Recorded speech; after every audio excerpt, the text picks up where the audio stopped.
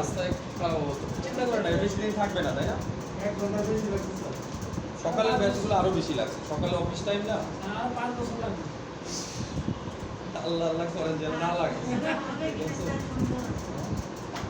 আচ্ছা আমরা তাহলে ব্লাড শুরু করি আজকে।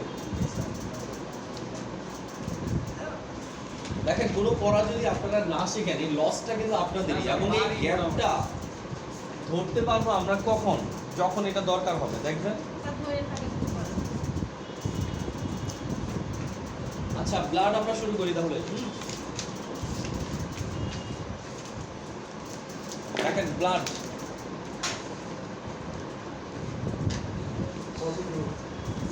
Page number 43 page. আচ্ছা ব্লাডকে যদি আমরা নরমালি বলি তাহলে কি, ব্লাড মানে হচ্ছে কি রক্ত, তাই না? একদম রক্ত চিনে না এরকম মানুষ কি পৃথিবীতে একজনও নাই, রক্তকে চিনতেই হবে। আচ্ছা দেখেন শুধু আমরা রক্ত বলতেছি, বাট রক্তের গুরুত্বটা যদি বুঝি আমাদের জীবনে বা যে কোনো হিউম্যান বলবো না, যে কোনো প্রাণীর লাইফে যদি চিন্তা করি, দেখেন আমাদের বেঁচে থাকার জন্য কি দরকার? অক্সিজেন দরকার না? অক্সিজেন দরকার। এবং অক্সিজেনটা কার দরকার? আমাদের শরীরে যে ট্রিলিয়ন সেল আছে, প্রত্যেকটা সেলের জন্য কি লাগবে? অক্সিজেন লাগবে। তাহলে অক্সিজেনটা দরকার কার? সেলের, তাই তো? আর সেল কি তৈরি করবে? কার্বন ডাই অক্সাইড, তাই না? সেল কি তৈরি করবে? অক্সিজেনটাকে ইউজ করে কার্বন ডাই অক্সাইড তৈরি করবে। এখন দেখেন আমাদের শরীরে অক্সিজেন ঢুকতেছে, কার্বন ডাই অক্সাইড তৈরি হচ্ছে। কার্বন ডাই অক্সাইডটা আমাদের জন্য কি দূষিত। এটা যদি শরীরে বেশি থাকে কার্বন মনোক্সাইডে পরিণত হবে, যেটা আপনার জন্য বিষ। ওকে, তাহলে এটা আপনার মৃত্যুর কারণও কি হতে পারে। তাহলে দেখেন অক্সিজেনটা যদি শরীরের ভিতরে না ঢুকে আপনি বাঁচবেন না, আবার কার্বন ডাই অক্সাইডটা যদি বের না হয় তাও কি আপনি বাঁচবেন না। এখন দেখেন অক্সিজেনটা শরীরের ভিতরে বলতে বোঝাচ্ছি প্রত্যেকটা সেলে কে পৌঁছে দেয়?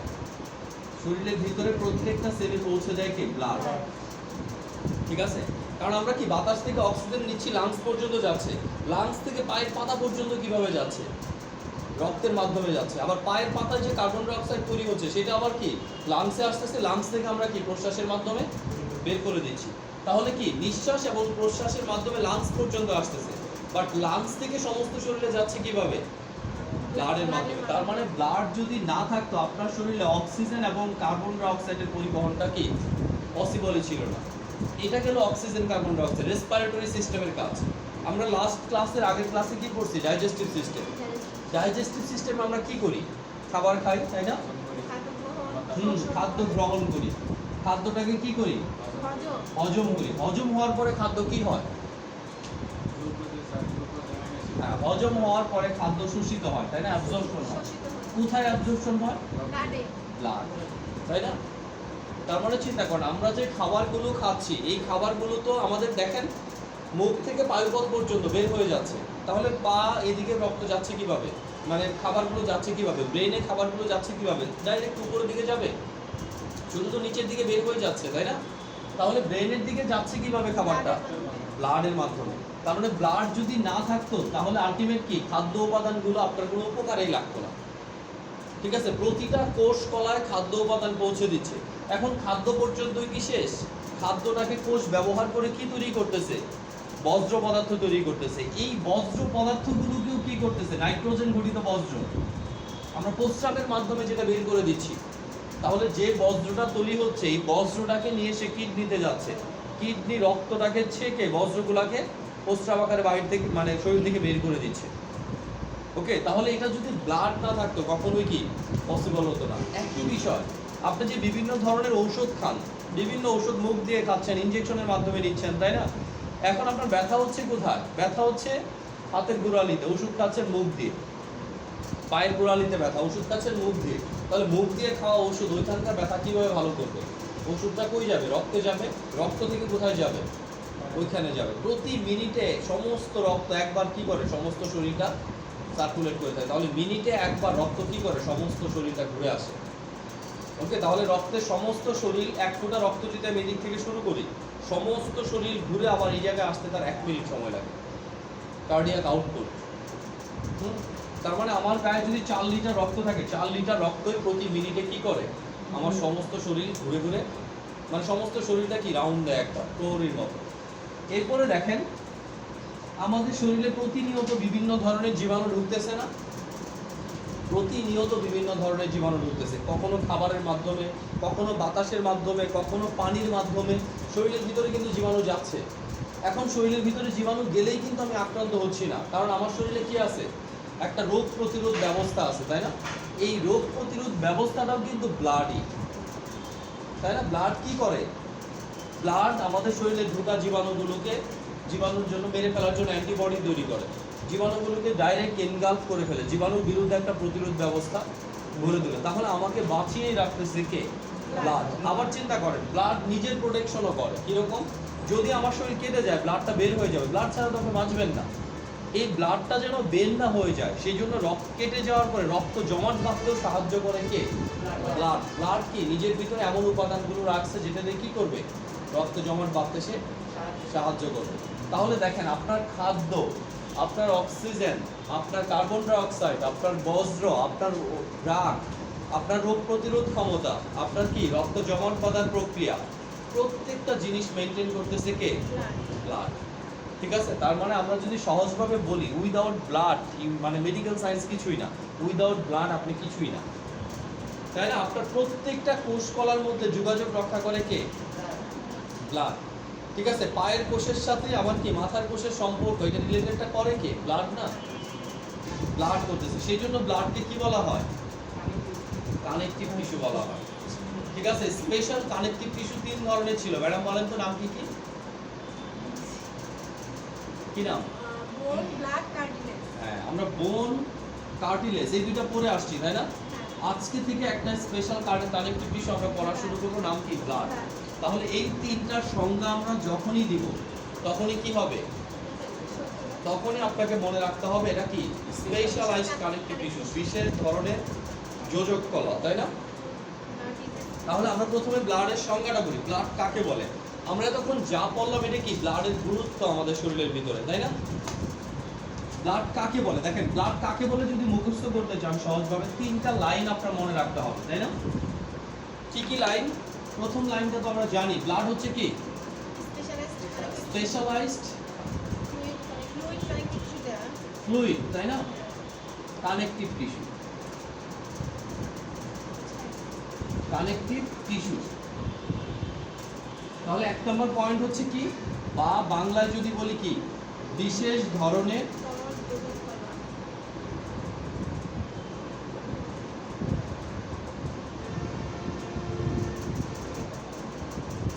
যোজক কলা বা সংযোজক কলা, তাই না?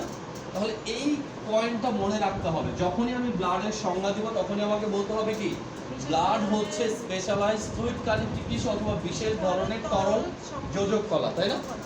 যোজক কলা বা সংযোজক কলা যেটাই বলেন, মোট কথা কি কানেকটিভ টিস্যু।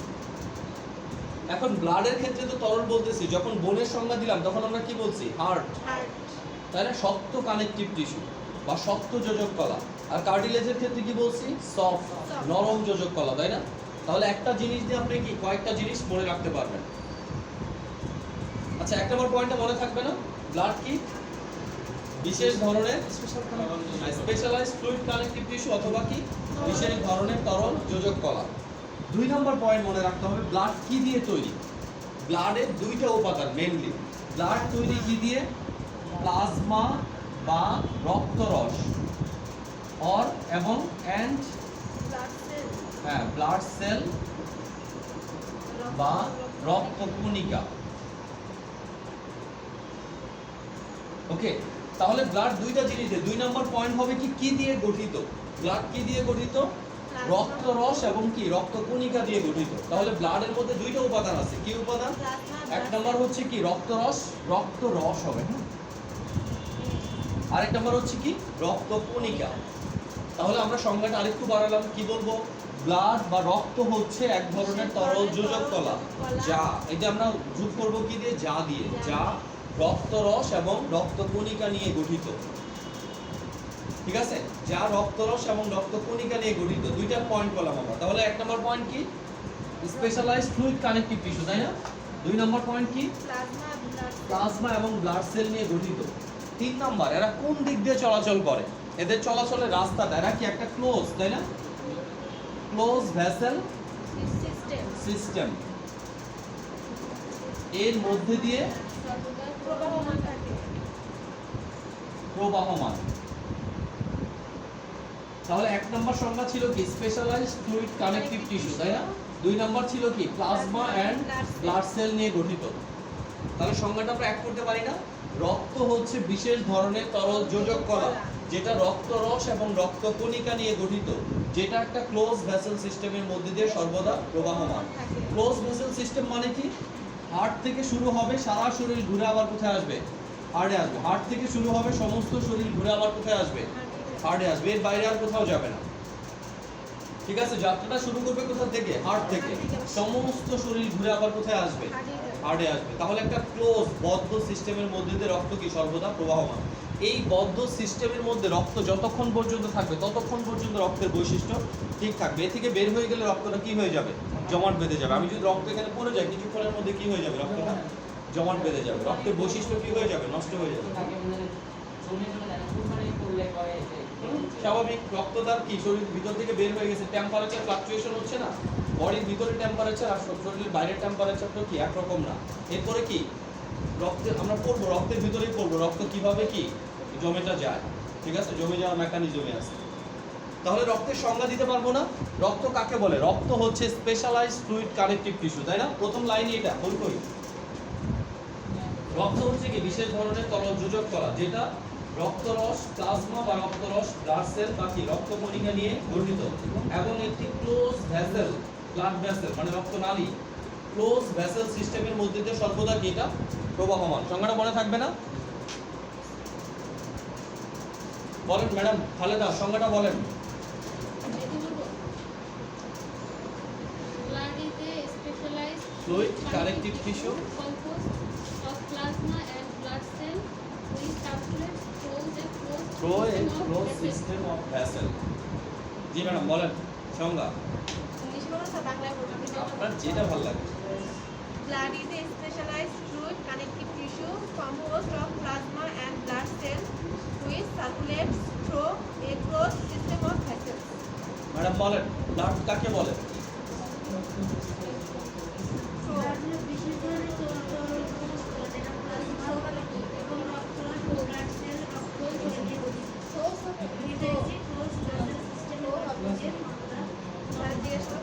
স্যার আপনি বলেন ব্লাড কাকে বলে?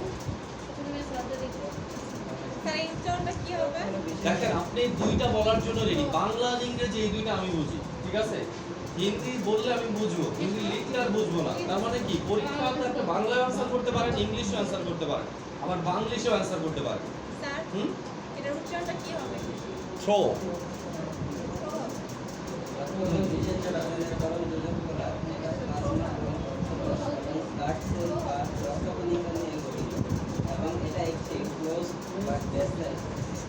ভেসেল মানে তো বুঝছেন নালী। আমাদের ড্রেনগুলো দেখতেছেন না, ময়লা চলাচল করতেছে, এটা একটা ভেসেল সিস্টেমের মধ্যে দিয়ে চলাচল। আমাদের শরীরের ভিতরে কি আছে? অসংখ্য নালী আছে, তাই না? এই নালীগুলোতে কি রক্ত সবসময় চলাচল করে। এই নালীটা কিন্তু বদ্ধ, তাই না? দেখেন একদিক দিয়ে রক্ত আসছে, এই দিক দিয়ে রক্ত কিন্তু চলে যাচ্ছে হার্টে। যদি কেটে যায় শুধু এটা বের হবে, তাছাড়া কিন্তু এটা কখনো কি বের হবে না। ওকে বলেন স্যার রক্ত কাকে বলে?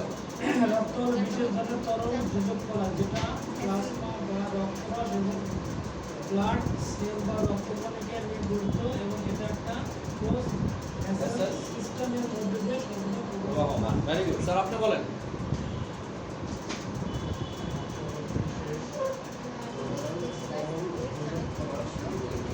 যেটা রক্তরস এবং রক্তকণিকা নিয়ে গঠিত এবং একটি ক্লোজ ভেসেল সিস্টেমের মধ্যে দিয়ে সর্বদা প্রবাহমান।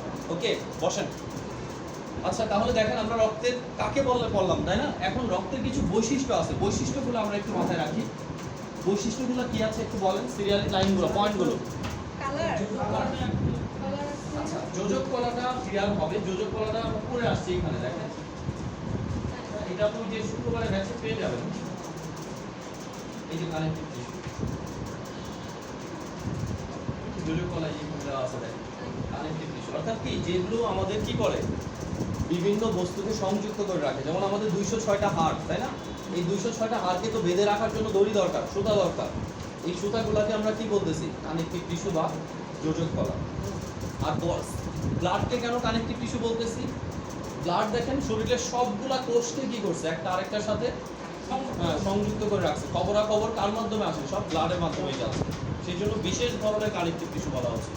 ওকে, ইয়াগুলো বলেন এক সাইডে কি কি আছে? কালার, কালার, অ্যামাউন্ট, তারপরে কি? অ্যামাউন্ট, রিঅ্যাকশন, অ্যামাউন্টের পর reaction, reaction, pH, pH, wait,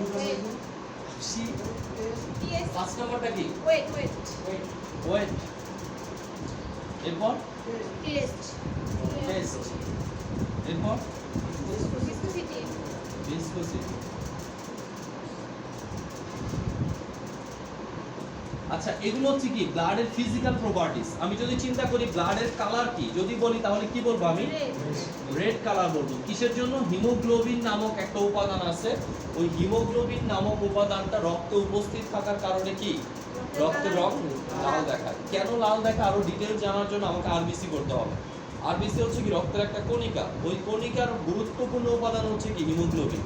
তাহলে হিমোগ্লোবিন রক্তে উপস্থিত থাকার কারণে কি থাকে? রক্তের রং লাল থাকে। যদি কেউ জিজ্ঞেস করে রক্তের রং লাল কেন, আপনি অনেক গভীর থেকেও বলতে পারেন, সিম্পলি বলতে পারেন।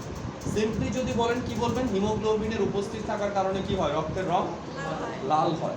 ওকে, অ্যামাউন্ট, রক্তের জেনারেল অ্যামাউন্ট কত? স্পেসিফিক ভাবে আমি যদি বলি তাহলে কত? 5 থেকে 6 লিটার। 6 লিটার। কিন্তু কথা হচ্ছে, এটা তো আমি বললাম অ্যাডাল্টদের ক্ষেত্রে। এখন অ্যাডাল্টদের শরীরেও 5 থেকে 6 লিটার রক্ত আছে, এটা আমি কি বলতে পারবো? তাহলে স্পেসিফিক ভাবে একজনের শরীরে কত রক্ত আছে, ওর শরীরে কত আছে, ওনার শরীরে কত রক্ত আছে, ঠিক আছে? এটা বের করতে হলে আপনাকে কি ওয়েট দিয়ে বের করতে হবে। একজন ব্যক্তির টোটাল ওয়েটের 7 থেকে 8% আমরা কি ধরবো? ব্লাড ধরবো। তাহলে একজনের ওয়েট যদি হয় 100 কেজি, তার শরীরে রক্ত আছে কয় লিটার? 8 লিটার। একজনের ওয়েট যদি হয় 50 কেজি, তার শরীরে রক্ত আছে কয় লিটার? 4 লিটার। একজনের ওয়েট যদি হয় 10 কেজি, তার শরীরে রক্ত আছে কত? 400 গ্রাম। সরি 800 গ্রাম, তাই না? তার মানে কি টোটাল ওয়েট, আপনার শরীরের মোট যে ওয়েট থাকবে সেই ওয়েটের কত? 7 থেকে 8% কি ধরতে হবে আমাদের? ব্লাড, ঠিক আছে? এখন আমরা অ্যাডাল্টদের ক্ষেত্রে যদি কেউ জিজ্ঞেস করে যে কত থাকে, আমরা বলতে পারবো কত? 5 থেকে 6 লিটার। কিন্তু যদি বলে যে 10 দিনের বাচ্চার শরীরে রক্ত কতটুকু আছে বলেন, এখন কি বলবেন? ওই সর্বনাশ, 5 থেকে 6 লিটার। 5 থেকে 6 কেজি তার ওজনই হয় না, ঠিক আছে? এর মধ্যে রক্তই যদি থাকে 5 থেকে 6 লিটার, কি বলবেন? ঠিক আছে, তখন আমরা কিভাবে বের করব? তার ওয়েট দিয়ে। তার ওজনটা করলেই কি ওজনে কত? 7 থেকে 8% রক্ত। তাহলে একজনের শরীরে যদি 300 কেজি ওজন থাকে, বুঝেন ওজন কত? 300 কেজি। তাহলে তার শরীরে রক্ত কি 5 থেকে 6 লিটারে হবে? তাহলে রক্ত লাগবে কত? বিক্স কত ওজনে ছিল? সেটা 2 মণ রক্ত লাগবে। 2 মণ না? ওকে, তাহলে মিনিমাম কি 5 থেকে 7 লিটার, সরি 7 থেকে 8% কি ধরবো আমরা? রক্ত ধরবো। এখন যে কারোর গায়ে রক্ত কতটুকু আছে বের করতে পারবেন না? দেখি নিজেরটা বের করেন তো, তার গায়ে কতটুকু রক্ত আছে বের করেন। সময় 2 মিনিট। বলে ফ্যামিলি করুন। 2 মিনিটের মধ্যে বের করবেন কার গায়ে কতটুকু রক্ত আছে।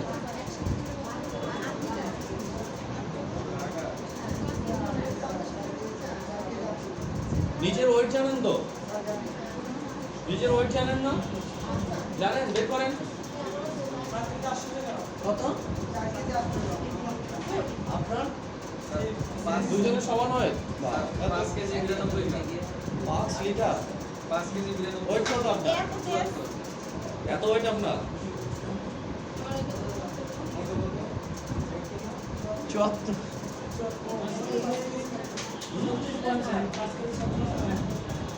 5 কেজি 7 গ্রাম। 5 আছে না? 5 থাকলে এক বাড়াই দেওয়া যায় না? 55 50 তাই এই কারা কারটা বের করে দাও, আপনারটা বের করেন না কেন? বুঝা গেছে, অঙ্ক বলতে মাথায় কিছুই ঢোকে না, তাই না? 4 লিটার।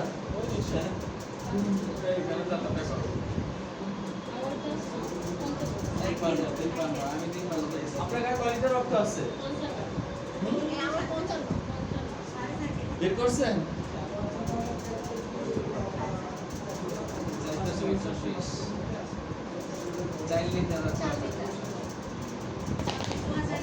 ওকে, এখন তো আমরা বুঝলাম যে রক্ত কিভাবে বের করা যায়, তাই না?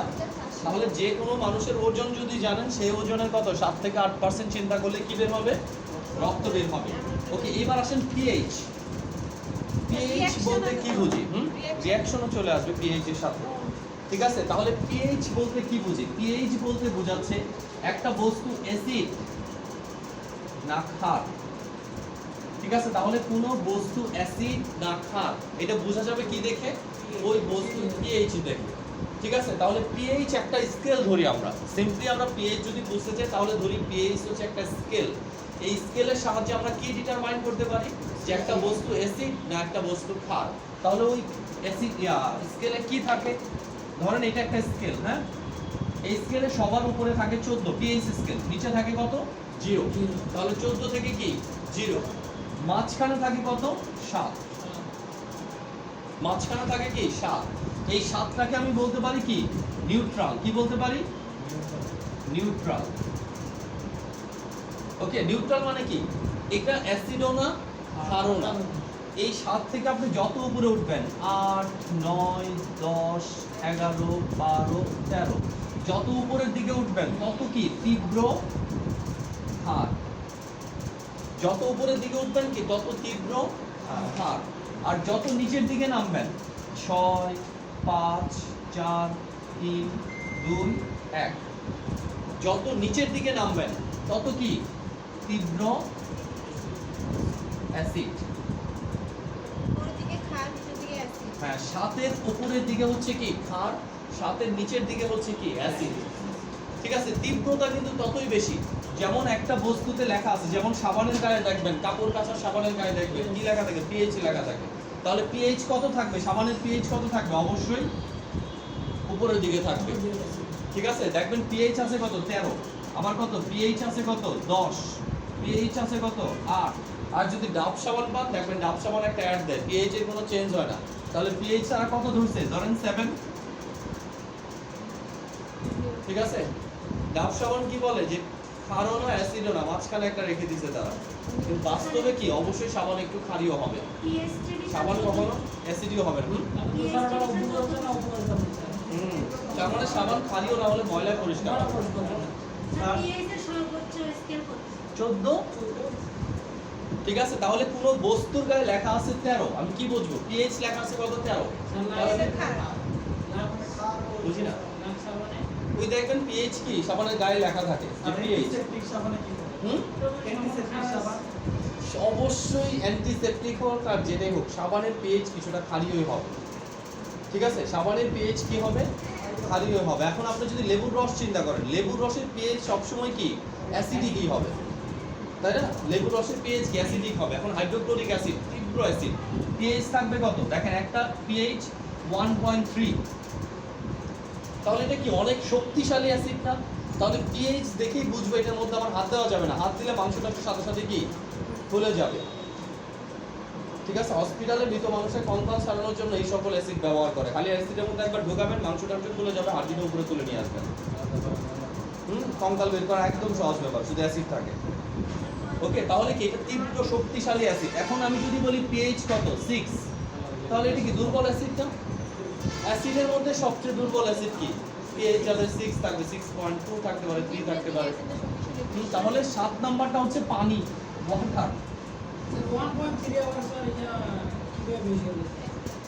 এটাই তো বললাম, যত নিচের দিকে নামবে তত তীব্রতা বাড়বে, আর এটা যত উপরের দিকে উঠবে তত তীব্রতা বাড়বে। তাহলে একটা জিনিস বুঝেন, পিএইচ যদি 10 থাকে আর পিএইচ যদি 12 থাকে, কোনটা তীব্র ক্ষার? যেটা 12 সেটা হচ্ছে তীব্র ক্ষার। আবার একই বিষয়, পিএইচ যদি 4 থাকে, পিএইচ যদি 2 থাকে, কোনটা তীব্র অ্যাসিড? 2 তীব্র অ্যাসিড। তাহলে অ্যাসিডের ক্ষেত্রে হবে কি নিম্নমান শক্তিশালী, আর ক্ষারের ক্ষেত্রে হবে কি উচ্চমান শক্তিশালী। ঠিক আছে, সাবানের গায়ে দেখবেন পিএইচ, বিশেষ করে সাবান যেটা গায়ে ব্যবহার করে এটার পিএইচ তুলনামূলক কম থাকবে, যেটা কাপড় কাচার জন্য ব্যবহার করে এটার পিএইচ কি অনেক বেশি থাকবে। দেখবেন হাতে নিলে কি হচ্ছে, পানি দিলে হাত জ্বলবে।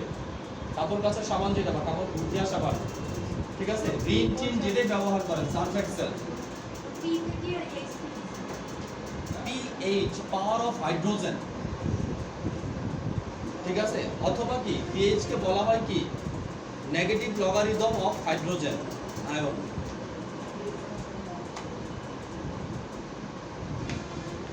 আচ্ছা এখন দেখেন রিঅ্যাকশন কি অ্যাসিড না ক্ষার, রিঅ্যাকশনটা কি অ্যাসিড না ক্ষার, তাহলে রক্তের pH কত 7.36 থেকে 7 পয়েন্ট কত 45, তাহলে এটা কি ক্ষার থেকে একটু উপরের দিকে না, তাহলে কি সামান্য ক্ষার ধর্মী। রক্তের pH কত 7.45, তার মানে রক্ত কি সামান্য ক্ষার ধর্মী, এটাই রক্তের বৈশিষ্ট্য। রক্ত কখনো অ্যাসিডিক হতে পারবে না, রক্ত অ্যাসিডিক হলে আপনি কোমায় চলে যাবেন, ঠিক আছে, তাহলে রক্ত কি হবে সামান্য ক্ষার ধর্মী। ওকে, তাহলে এটা দেখেন রিঅ্যাকশন আমরা কি বুঝতেছি, ক্ষারীয় কি দেখে বুঝতেছি pH দেখে, বুঝেন না, আমরা রক্তের pH-টা দেখার সাথে সাথে বুঝবো কি রক্ত ক্ষারীয়। ওকে, তাহলে রক্ত ক্ষার ধর্মী, এর pH কত মুখস্থ করতে হবে, pH কত রক্তে 7.36 থেকে 7.45, একদম মুখস্থ করে ফেলতে হবে, এগুলো কিন্তু ভাইবার কোশ্চেন, ঠিক আছে, ভাইবা আসলে জিজ্ঞেস করতে পারে রক্তের pH কত, ঠিক আছে, আপনার গায়ে কতটুকু রক্ত আছে, বিপদের প্রশ্ন, যদি ক্লাস না করেন আমার গায়ে কতটুকু রক্ত আছে, আপনার মনে হবে কি রক্ত সম্পূর্ণটা লেমন দিয়ে কি করতে হবে ঢালতে হবে, ঢেলে তারপরে কি দুধের মতো মাপতে হবে, 1 পোয়া 2 পোয়া 3 পোয়া 1 লিটার।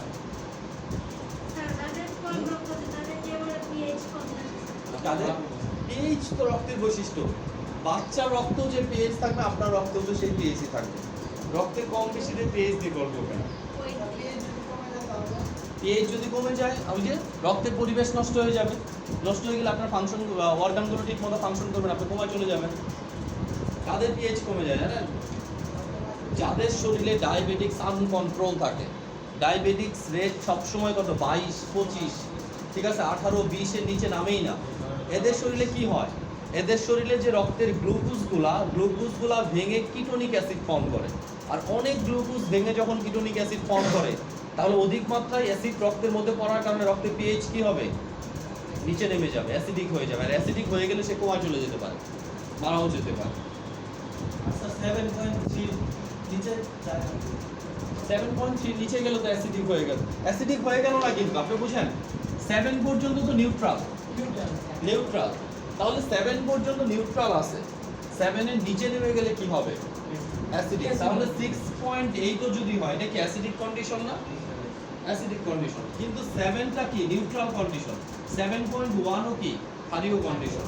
তাহলে এখন কোনো বস্তুর গায়ে তার pH দেখেই বুঝবেন কি যে এই বস্তুটা অ্যাসিড না এই বস্তুটা কি ক্ষার, ঠিক আছে, আমাদের ম্যাক্সিমাম মেডিসিনই কি কিছুটা অ্যাসিডিক থাকে, শক্তিশালী না, ঠিক আছে, আবার অ্যান্টাসিডের কথা যদি চিন্তা করি অ্যান্টাসিড কি ক্ষার থাকে এর ভিতরে, কারণ অ্যান্টাসিডের কাজ কি অ্যাসিড ইয়া করে নিউট্রালাইজ করে, অ্যাসিড আর ক্ষারের বিক্রিয়া কি তৈরি হয় লবণ আর পানি তৈরি হয়, ঠিক আছে, অ্যাসিড ক্ষারের বিক্রিয়া কি তৈরি হয় লবণ এবং পানি, এটাকে কি বলা হয় প্রশমন বিক্রিয়া। যাদের এসএসসি কেমিস্ট্রি ছিল এটা অবশ্যই তাদের পারা উচিত। দেখেন আমরা কেন বলি আপনারা কেন বুঝেন যে মেডিকেল সায়েন্সের জন্য ফিজিক্স কেমিস্ট্রি বায়োলজি তিনটা কেন বাধ্যতামূলক করে, কারণ আমাদের শরীরের ভিতর যা আছে সবই কি ফিজিক্স কেমিস্ট্রি আর বায়োলজি, আর ম্যাথমেটিক্স তো আলাদা কোনো সায়েন্স না, ম্যাথমেটিক্স সকল সায়েন্সের মধ্যে আছে, ফিজিক্সের মধ্যেও ম্যাথ আছে, কেমিস্ট্রিতেও ম্যাথ আছে, বায়োলজিতে কি আছে ম্যাথ আছে, ম্যাথ ছাড়া কোনো সায়েন্সই কি যথাযথ, কারণ ম্যাথটাকে আলাদা করার কোনো দরকার নাই, ম্যাথ তো সব জায়গায় থাকবে, কিন্তু ফিজিক্স কেমিস্ট্রি বায়োলজি ছাড়া কি আমরা হিউম্যান বডির কিছুই করতে পারবো না। ওকে, সেই জন্য মেডিকেল ভর্তি পরীক্ষায় কি ফিজিক্স কেমিস্ট্রি বায়োলজিটা ভেরি মাচ ইম্পর্টেন্ট, আর তার সাথে যেহেতু আপনি ইংলিশ মিডিয়ামে পড়বেন ইংরেজি লাগবে, সাধারণ জ্ঞান। ওকে, এখন আমরা পড়বো কি ব্লাডের যে কম্পোজিশনটা আছে এই কম্পোজিশনটা মুখস্থ করবো। ব্লাডের দুইটা কম্পোজিশন আমরা সংজ্ঞার ভিতরে বলছিলাম, ব্লাডের কয়টা উপাদান দুইটা, একটা হচ্ছে কি ব্লাড সেল, আরেকটা হচ্ছে কি প্লাজমা, এই দুইটা আমাদের মুখস্থ না। প্লাজমা মানে কি রক্ত রস, ঠিক আছে, এটা থাকে কত 45%, এটা থাকে কত 55%। আচ্ছা এবার দেখেন ব্লাড সেল আর কি প্লাজমা, আমরা সংজ্ঞায় বললাম যে ব্লাড দুইটা উপাদান দিয়ে গঠিত, এক নাম্বার হচ্ছে কি ব্লাড সেল, দুই নাম্বার হচ্ছে কি প্লাজমা। এই ব্লাড সেলটা আবার তিন ধরনের, কয় ধরনের? তিন ধরনের। আমরা এটা ক্লাস 4 5 থেকে পড়ে আসতেছি। কি কি? লোহিত রক্তকণিকা, মনে আছে? লোহিত রক্তকণিকা বা আরবিসি। এরপরে পড়ছি কি শ্বেত রক্তকণিকা, তাই না? বা ডাব্লিউবিসি। আরেকটা কি পড়ছি? অনুচক্রিকা, মনে আছে আপনাদের এগুলো? অনুচক্রিকা বা প্লাটিলেট। এগুলো আমরা একদম ক্লাস 4 5 এর বিজ্ঞান বইয়ে কি এগুলো পড়ে আসছে যে আমাদের শরীরে তিনটা রক্তকণিকা আছে। রক্তকণিকা তিনটার নাম কি? একটার নাম হচ্ছে লোহিত রক্তকণিকা, একটার নাম হচ্ছে শ্বেত রক্তকণিকা, একটার নাম হচ্ছে কি অনুচক্রিকা। এইটুকু হচ্ছে আমাদের বেসিক জানা। বাট আমরা যদি মেডিকেল সায়েন্সের কথা চিন্তা করি তাহলে শুধু এইটুকু জানলে হবে না। কারণ কি এই আরবিসি ডাব্লিউবিসি লোহিত রক্তকণিকার কোনো রোগ নাই। আমরা তো বড় সেমিস্টার রোগ পড়বো। রোগ হচ্ছে কার? দেখেন আপনার নাম হতে পারে কি সুমন, বাট আপনার সার্টিফিকেটের নাম কি রফিকুল ইসলাম। তাহলে আপনার যখন সার্টিফিকেট আসবে তখন কি সুমন নাম পাওয়া যাবে ওই জায়গায়? ঠিক আছে, সার্টিফিকেটে রফিকুল ইসলামই হবে। ঠিক এটা কি আরবিসি দেখতে লাল রঙের, সেজন্য আমরা তাকে কি বলছি? Red blood cell. বাট এটা কিন্তু তার নাম না। ক্লাসের মধ্যে অনেক সময় এরকম করে না যে একজন যদি অনেক লম্বা থাকে তাকে কি বলে রাখে? তার নাম কি লম্বু? লম্বু না কিন্তু তার নাম। ঠিক আছে, এটা লাল রঙের, সেজন্য আমরা কি বলছি? আরবিসি বা লোহিত। তার মানে এটা তার নাম না, এটা তার বৈশিষ্ট্য, এটা তার প্রপার্টিজ। তার নামটা তাহলে কি? নামটা মুখস্থ করতে হবে আমাদের। নাম কি? ইলেকট্রোসাইট। তাহলে আরবিসির নাম কি? ইলেকট্রোসাইট। ডাব্লিউবিসির নাম কি? লিউকোসাইট। আরেকটা হচ্ছে কি? থ্রম্বোসাইট। লিউকোসাইট আরেকটার নাম কি? থ্রম্বোসাইট।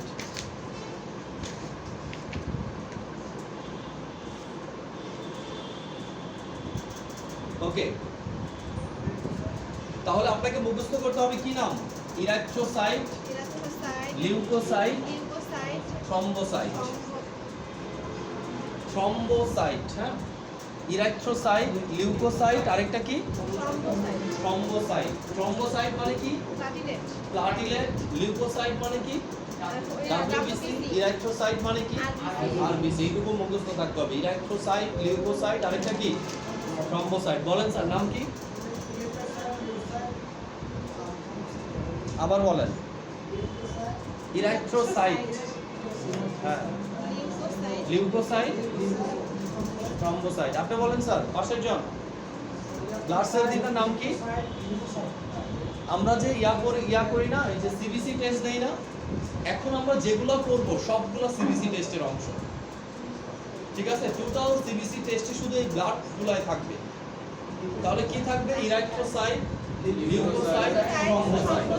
ওকে, এরপর আসেন লিউকোসাইট যেটা আছে, ঠিক আছে, ডাব্লিউবিসি, এটাকে আবার কয় ভাগে ভাগ করা হয়? দুই ভাগে।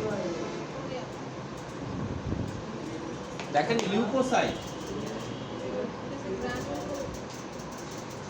লিউকোসাইটকে দুই ভাগে ভাগ করছে। একটা হচ্ছে কি গ্রানুলোসাইট, আরেকটা হচ্ছে এ গ্রানুলোসাইট। তাহলে একটা হচ্ছে গ্রানুলোসাইট, আরেকটা কি এ গ্রানুলোসাইট। মেডিকেলি সবসময় মনে রাখবেন এই প্রিফিক্সটা সবসময় ব্যবহার করা হয় নেগেটিভ অর্থে। ঠিক আছে, এ মানে নেগেটিভ, মানে না। অ্যানিউরিয়া মানে কি? প্রস্রাব হয় না। এ ম্যানোরিয়া, এ ম্যানোরিয়া মানে কি? মেনস্ট্রুয়াল সাইকেল হয় না। ঠিক আছে, তাহলে এ শব্দটা সবসময় কি বলতেছি? নেগেটিভ বলতে। এখানে বলতেছি এ গ্রানুলোসাইট। তাহলে দেখেন একটা কোষ আছে যার ভিতরে কি এরকম দানাদার পদার্থ আছে, আর এ বলতে কি বোঝাচ্ছে? দানাদার পদার্থ ছাড়া নাই। তাহলে মেডিকেলি এই শব্দটা কি অর্থে ব্যবহার করা হয়? ম্যাক্সিমামই নেগেটিভ অর্থে, না বোধক। ঠিক আছে, তাহলে এই গ্রানুলোসাইট কি? দানাবিহীন। আর গ্রানুলোসাইট মানে কি? দানাদার। দানাদার আছে তিনটা। কি কি আছে? তিনটা। Neutrophil, eosinophil, ব্যাসোফিল। ব্যাসোফিল। ঠিক আছে, ডিফারেনশিয়াল কাউন্টের ভিতরে কি থাকে? নিউট্রোফিল, ইসোনোফিল, ব্যাসোফিল, তাই না? আর এই গ্রানুলোসাইট আছে কয়টা? দুইটা, লিম্ফোসাইট, মনোসাইট। লিম্ফোসাইট এবং কি মনোসাইট। তাহলে আমরা আরেকবার দেখি, টোটাল ব্লাড সেলটা তিন ভাগে বিভক্ত। কি কি? Erythrocyte, leucocyte, thrombocyte. লিউকোসাইটটা দুই ভাগে বিভক্ত। কি কি? গ্রানুলোসাইট, এ গ্রানুলোসাইট। এ গ্রানুলোসাইটটা আবার দুই ভাগে বিভক্ত। কি কি? Lymphocyte, lymphocyte, monocyte. আর গ্রানুলোসাইটটা তিন ভাগে বিভক্ত, নিউট্রোফিল, ইসোনোফিল, ব্যাসোফিল। একদম মুখস্থ করে ফেলতে হবে এই নামগুলো, নিউট্রোফিল, ইসোনোফিল, ব্যাসোফিল। ঠিক আছে, প্যাথোলজির প্রত্যেক টেস্টে কি নিউট্রোফিল, ইসোনোফিল, ব্যাসোফিল এগুলো কি আমাদের লাগবে। ক্লিয়ার তো এটা? তাহলে ব্লাড সেল এতটুকু পর্যন্তই শেষ। ব্লাড সেল তাহলে কয়টা আছে? তিনটা। কি কি? ইরাথ্রোসাইট, লিউকোসাইট আর থ্রম্বোসাইট। থ্রম্বোসাইট। লিউকোসাইট কয় ধরনের আছে? কি কি? গ্রানুলোসাইট আর এ গ্রানুলোসাইট। এই জামাটাকে আটকে দেন, গরম লাগে, ওইটা আটকায় দেন, শব্দ চেয়ে গরম ভালো।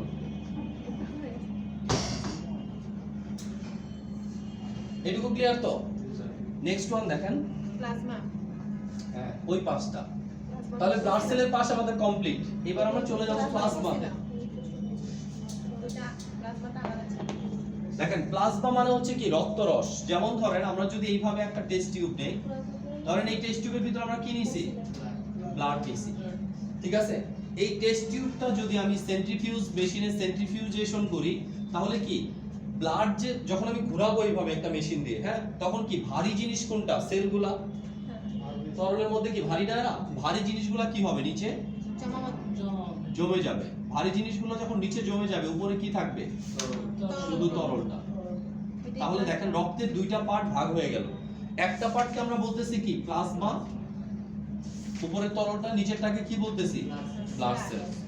ওকে, এখন এই যে তরলটা, এটাকে নিয়ে যদি আমি আলাদা আরেকটা টেস্ট টিউবে নেই, হ্যাঁ, এটা পুরোটাই কি? প্লাজমা, তাই না? প্লাজমা। ব্লাড সেলগুলো কিন্তু এখানে রয়ে গেছে। তাহলে এই প্লাজমাটাকে যদি এখানে আমি জমে যেতে দেই, ঠিক আছে, জমে যেতে দেই, তাহলে প্লাজমার জমাট বাঁধা অংশটাকে যদি আমি বাদ দেই, উপরে এক ধরনের সাদা তরল স্বচ্ছ পদার্থ থাকবে। এটার নাম হচ্ছে কি? সিরাম। দেখবেন প্যাথোলজির যত টেস্ট করে কি লেখে? সিরাম লেখে। সিরাম ক্রিয়েটিনাইন, সিরাম কি অ্যালবিউমিন, সিরাম গ্লোবিউলিন, সব টেস্ট কি দিয়ে করে? সিরাম দিয়ে। সিরাম দিয়ে করে। তাহলে সিরাম হচ্ছে মূল টেস্ট প্যারামিটার। সিরামটা আসে কোথা থেকে? প্লাজমা থেকে। তাহলে আমরা যদি বলি প্লাজমা কাকে বলে? প্লাজমা কাকে বলে?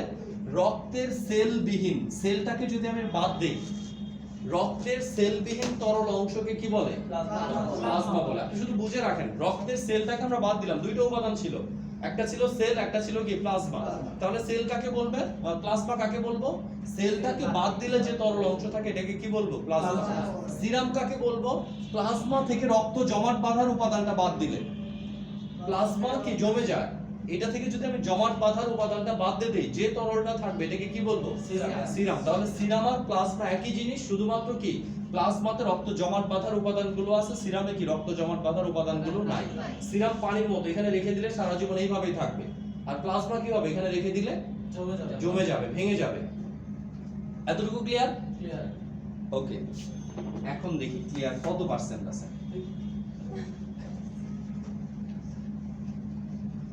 ওকে, প্লাজমা দেখেন তাহলে কি? রক্তের সেলবিহীন তরল অংশটা প্লাজমা। এই তরল অংশটাকে আমরা দুইটা ভাগে ভাগ করি। তরল অংশের মধ্যে ম্যাক্সিমাম অংশ হচ্ছে কি? ওয়াটার।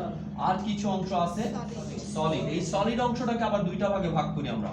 একটা হচ্ছে জৈব যৌগ মানে অর্গানিক, আরেকটা কি? ইনঅর্গানিক। ঠিক আছে, তাহলে একটা হচ্ছে কি জৈব যৌগ, আরেকটা হচ্ছে কি অজৈব যৌগ।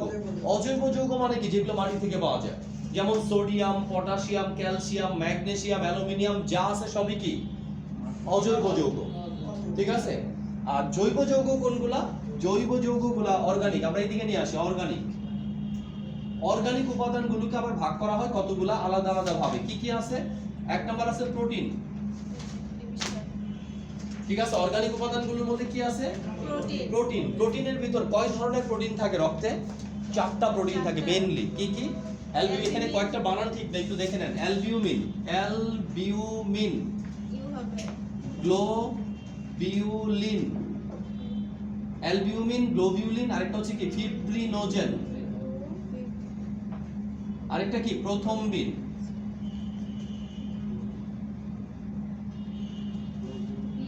BW স্যার কোনটা? ডব্লিউ GLO করবে? সেকেন্ডটা sir globulin, GLO, globulin.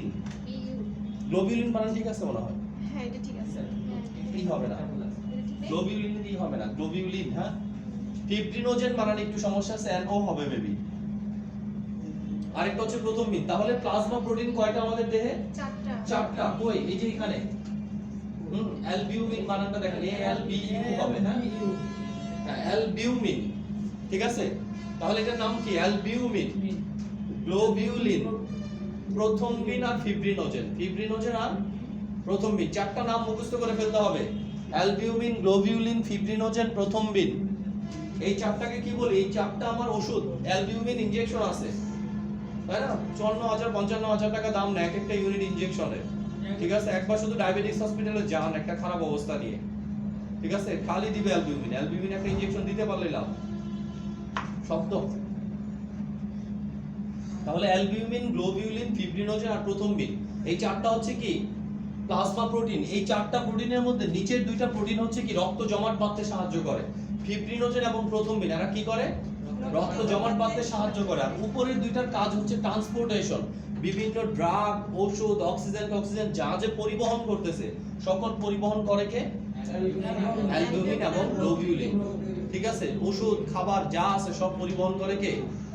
Albumin এবং গ্লোবিউলিন।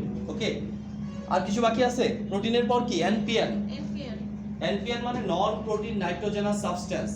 আমাদের শরীরে কিছু বজ্র পদার্থ তৈরি হয়। এই বজ্র পদার্থগুলো কোথায় থাকে? প্লাজমাতে থাকে। যেমন urea, uric acid, ammonia, amino acid, এগুলো। তারপর কি? ক্রিয়েটিনিন, এগুলো কি সব এনপিএন, নন প্রোটিন কিন্তু নাইট্রোজেনাস কম্পাউন্ড। নেক্সট ওয়ান কি আছে? কার্বোহাইড্রেট। ঠিক আছে, বিভিন্ন খাবার পার্টিকেল, তাই না?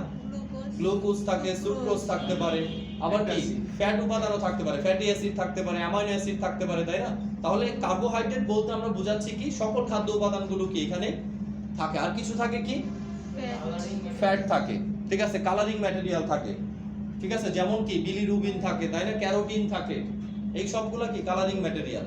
এর সাথে কি আছে? আদার্স। আদার্স মানে অনেক কিছু, হরমোন থাকে, এনজাইম থাকে, তাই না? অ্যান্টিবডি, বিভিন্ন রকম অ্যান্টিবডি থাকে, এই সবগুলোই কি? আদার সাবস্টেন্স কোথায় থাকে? রক্তে, রক্তে থাকে। প্লাজমাতে। প্লাজমাতে থাকে। ঠিক আছে, তাহলে আমি যদি কোনো হরমোনের টেস্ট করতে চাই, কি লাগবে আমার? প্লাজমা লাগবে। আমি যদি ক্যালসিয়ামের টেস্ট দেই কাউকে, যে আপনার শরীরে ক্যালসিয়াম লেভেল ঠিক আছে কিনা, কি দিয়ে করতে হবে? প্লাজমাতে করতে হবে, কারণ প্লাজমাতেই থাকে এগুলো। ঠিক আছে, আমি যদি কাউকে বলি আপনার সোডিয়াম লেভেল ঠিক আছে কিনা, তাহলে কি দিয়ে টেস্ট করতে হবে? প্লাজমাতে। যদি আয়রন লেভেল ঠিক আছে কিনা, কি দিয়ে টেস্ট করতে হবে? প্লাজমাতে। টেস্টেড প্লাজমা দিয়ে করতে হবে। হুম, আমরা তো প্লাজমা দিয়ে করবো, আসলে তো প্লাজমা দিয়ে টেস্টটা করবে না, করবে সিরাম দিয়ে। সিরাম। সিরামটা আসবে কোথা থেকে? প্লাজমা থেকেই আসবে। এতটুকু ক্লিয়ার? ঠিক আছে, তাহলে আমরা আজকে পড়লাম একটা মাত্র কোশ্চেন। কোশ্চেনটা কাকে বলে? ব্লাড। কোশ্চেনটাও লিখে দিচ্ছি আমি। কোশ্চেন লেখা হয় নাই। এই কোশ্চেনই নেক্সট ক্লাসে পড়া থাকবে, আর কিছুই পড়াবো না আজকে। দেখেন, এটা হচ্ছে ব্লাডের বেসমেন্ট। ব্লাডের আরো একটা ক্লাস দেব, ওই ক্লাস দুইটা হচ্ছে কি ব্লাডের একদম কি বেসমেন্ট। এইটা পারতেই হবে ব্লাডের জন্য। ঠিক আছে, কোশ্চেন নাম্বার 1, ব্লাড কাকে বলে? ডিফাইন। সবগুলো তো পারতে হবে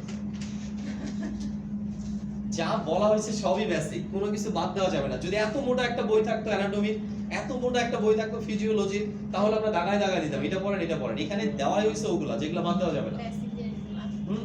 তাহলে ডিফাইন ব্লাড। রাইট ডাউন দা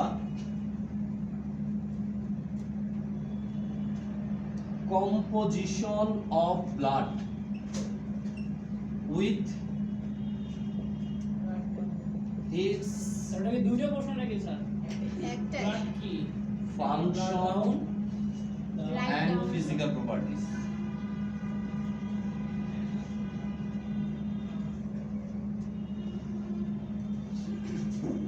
এই একটা কোশ্চেন।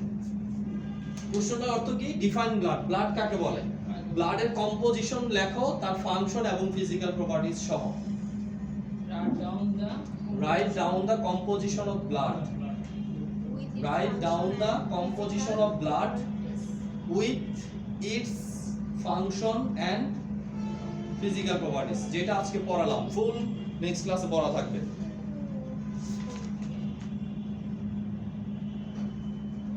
ওকে।